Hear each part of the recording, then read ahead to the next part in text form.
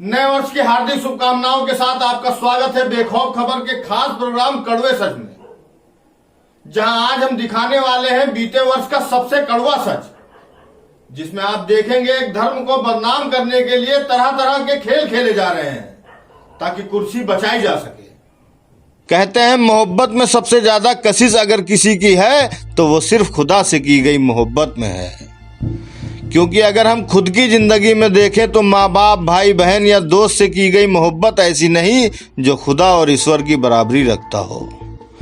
इसलिए हर किसी को अपना धर्म सबसे प्यारा लगता है, लेकिन जब उसी धर्म को टुच्चे फुच्चे अदना से लोग अपशब्द कहकर बदनाम करते हैं तो सीधे सीधे भारतीय संविधान की धारा 153A का उल्लंघन करते हैं, जिन्हें कानूनन 3 साल तक की सजा होनी चाहिए। लेकिन कुर्सी पर बैठे लोग सिर्फ एक धर्म का प्रचार करने के लिए रोजाना संविधान की धाराओं का चीरहरण करके एक धर्म को देशभक्त तो दूसरे धर्म को देशद्रोही साबित करने का प्रयास कर रहे हैं। जबकि भारत देश की खूबसूरती रही है कि यहाँ पर हर एक धर्म के लोग मिलजुल कर रहना पसंद करते आए हैं, लेकिन वोट बैंक की राजनीति ने कहीं न कहीं हम सबको बांट कर रख दिया है।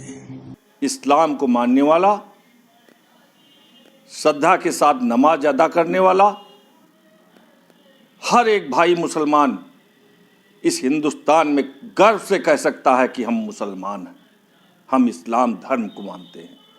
और इस्लाम धर्म सभी धर्मों की इज्जत करने की बात सिखाता है।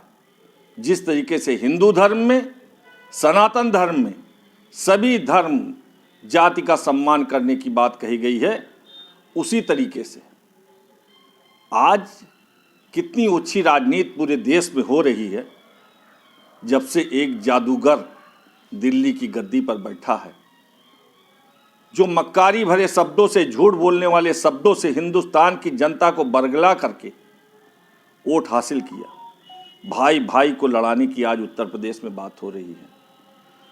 क्यों? क्योंकि भाजपा का विकास तो पैदा नहीं हुआ, इन लोगों के पास कुछ नहीं है। ये धर्म और जात के नाम पर, मजहब के नाम पे लोगों को लड़ाना चाहते हैं। ये क्या जाने कब अंग्रेजों से इस देश को आज़ाद कराया गया था, इनको क्या पता है? वो तारीख भी नहीं याद होगी। मैं साफ शब्दों में कहना चाहता हूँ, क्या 1857 में जिस तरीके से बहादुर शाह जफर ने अंग्रेजों के खिलाफ संघर्ष किया, उससे बड़ा मुसलमान कोई है इस भारत के अंदर? अशफाक उल्लाह को भूल गए, वीर अब्दुल हमीद को भूल गए, उनके वंशजों पे आप आरोप लगाते हो ये देश के गद्दार हैं। इतिहास पढ़ो भारतीय जनता पार्टी के लोगों, और खासकर मोदी जी और योगी जी के लोग। ये हिंदुस्तान है, ये ऐसा फूल है, ये ऐसा तिरंगा है कि एक तरफ अगर ये केसरिया रंग से हिंदुओं के स्वाभिमान को ऊपर उठाता है तो एक हरे रंग से मुसलमानों के स्वाभिमान की भी बात करता है, और बीच में जो सफ़ेद रंग है वो सब में आपस में भाईचारा कायम करने के लिए शांति का संदेश देता है। इनको क्या पता आज वोट की राजनीति के लिए? इन्हें नहीं पता 1857 के समय दिल्ली के अंदर एक दिन के अंदर 22,000 मुसलमानों को अंग्रेजों ने मार डाला था। इनको नहीं पता। इनको इतिहास पढ़ना चाहिए, लेकिन इनको इतिहास से मोहब्बत नहीं।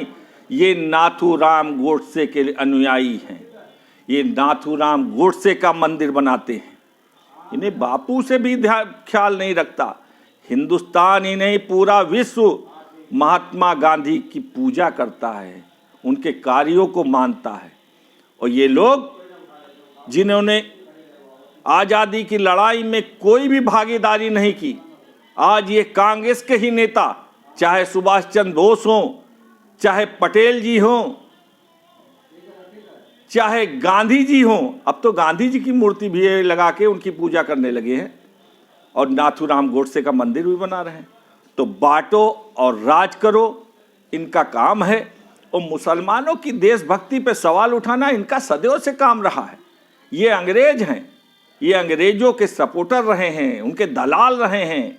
इस देश की आज़ादी में सबसे बड़े अगर रुकावट थे तो ये संघी मानसिकता के लोग थे जिनको सरदार पटेल, वल्लभ भाई पटेल ने कहा था कि आरएसएस को हिंदुस्तान में बैन कर देना चाहिए।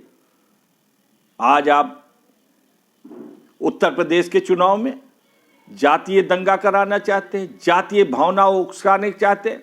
क्या होता है हिंदू मुसलमान? महंगाई की मार हर एक व्यक्ति झेल रहा है।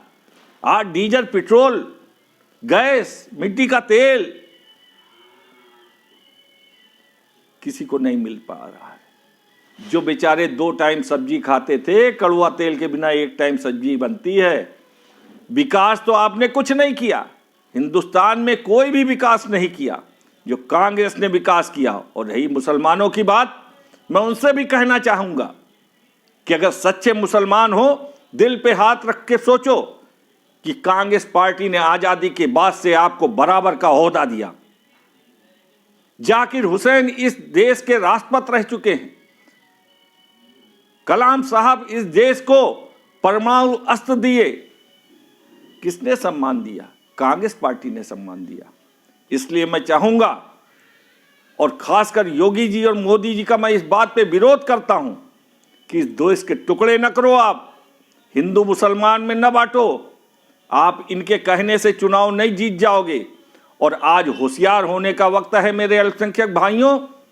अगर आप इस्लाम धर्म में विश्वास रखते हो तो दिल पे हाथ रख के उस पार्टी का साथ दो जो आपके साथ संघर्ष कर रही है। और आने वाले कल में इन दोनों सरकारों को उखाड़ फेंको। कांग्रेस पार्टी ही आपका हमेशा साथ दी है और साथ देगी।